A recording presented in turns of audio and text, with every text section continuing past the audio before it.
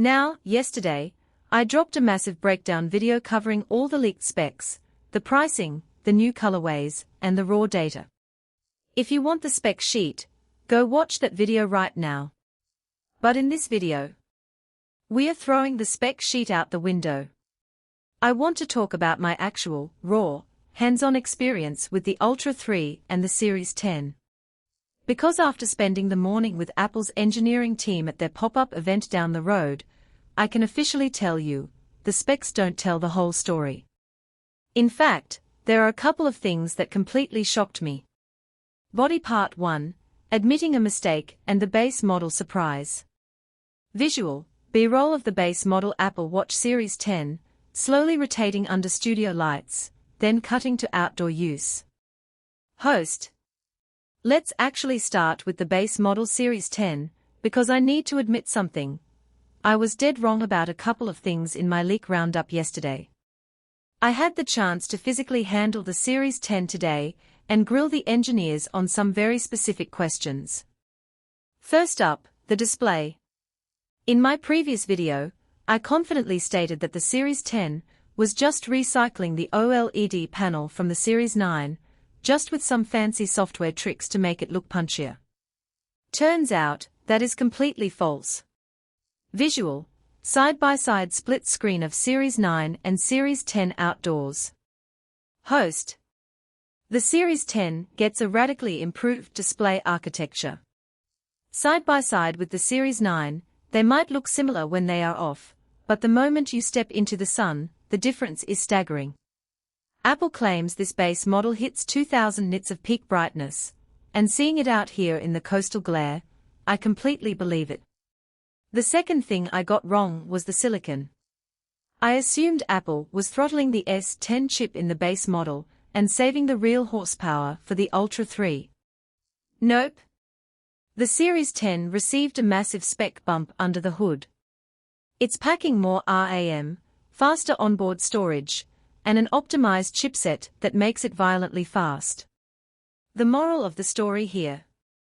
Even though the Series 10 looks almost identical to the Series 9 from a distance, the engine inside has been completely rebuilt. This thing is going to be future-proofed for years of watchOS updates. Body part 2, the premium hardware feel. Visual, a rollback to host, looking seriously at the camera. Then dynamic B-roll of the Ultra 3 on the wrist. Host. But hardware-wise, picking up the Series 10 still feels like picking up an Apple Watch. You know what to expect. Which brings us to this heavy hitter, the Apple Watch Ultra 3. This watch completely caught me off guard in how it actually feels on the wrist. I've been daily driving the Ultra 2 for a year. It's chunky, it's loud, it makes its presence known. But for whatever reason, this new Ultra 3, despite having the same 49mm footprint, just feels entirely different. It feels thinner. It sits closer to the wrist. It's less bulky and infinitely more refined. Visual, extreme macro shot of the new titanium finish, panning across the digital crown and the action button. Host. Thanks to the new Grade 5 aerospace titanium forging process, this thing feels like an absolute tank, but a luxury tank. You feel like you're strapping a high-end mechanical dive watch to your wrist. It's expensive, yes, but the moment you lock the band in, you instantly feel where your money went. And we need to talk about the buttons. Yesterday, I speculated the action button was physically larger. It's not. It's the exact same size, but the feel has been completely re-engineered. On the Ultra 2, the action button always felt a tiny bit hollow. It relied heavily on a standard haptic motor to simulate a deep click. The Ultra 3 takes that up a massive notch. The Taptic engine underneath this button is insanely articulate. When you press it, the vibration is intense, deliberate, and sharp. It's a hyper-short burst that feels exactly like a mechanical click. I really wish you could reach through the screen and feel this right now. It is incredibly satisfying. Body part 3, display and the killer performance feature. Visual, A roll of host holding the Ultra 2 and Ultra 3 side by side in direct sunlight. Host. Now, let's talk about that Ultra 3 display. I put the Ultra 3 right next to my Ultra 2, cranked them both to maximum brightness, and stood in the sun. At first glance, honestly, it was a little hard to tell the difference. But as the sun moved behind me and started glaring directly over my shoulder, the Ultra 3's new 3000 nit display flexed its muscles. It cuts through harsh reflections in a way the Ultra 2 just can't. Do you need 3000 nits every day? No. Your Ultra 2 is no slouch. But when you are out here on the water, or skiing on highly reflective snow, that extra punch is going to save you a lot of squinting. Visual. Screen recording of the UI on the Ultra 3, scrolling rapidly through widgets and apps. Host. But the biggest leap in performance isn't the brightness. It's the mapping. Apple has finally changed how they process offline topography and routing. They've integrated a new localized rendering engine that pre-caches map tiles directly around your GPS radius. Historically, this has been a massive pain point. If you were on an Ultra 2 and you tried to quickly pan across a heavy topographical map, or zoom out rapidly to find a trail, the watch would stutter. You'd get a blank grid for 2 seconds while the processor caught up.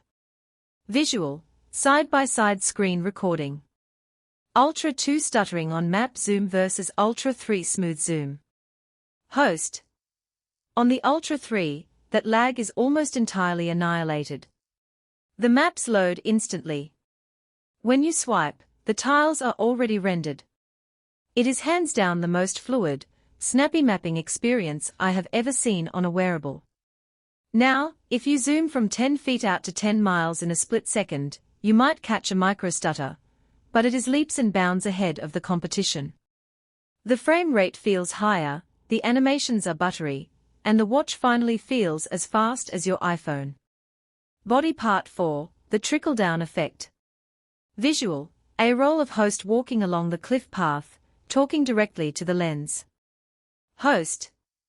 Alright, now that we've covered the hardware, let's talk about the software features that are actually trickling down to older models. Because you don't necessarily need to upgrade to get some of this new magic. If you missed it, Apple announced Expedition Mode, a new way to group multi-day hikes, sleep data, and recovery into one massive, unified training block in the fitness app. Right now, doing this locally on the watch is exclusive to the Ultra 3. However, via the upcoming watchOS 11 update, almost every modern Apple Watch will get this feature inside the iPhone companion app. So even if you're rocking a Series 8, you can still build an Expedition profile on your phone. The same goes for the new dynamic recovery zones. If your current watch supports temperature sensing, you're getting the new recovery algorithms. I even asked the engineers if the new map caching software could be ported back to the Ultra 2. They were tight-lipped, but they gave me a very optimistic smile. So, fingers crossed on that one. The ending. Visual. Host stops walking, looking a bit exhausted but excited, wind blowing through hair. Host. Bottom line.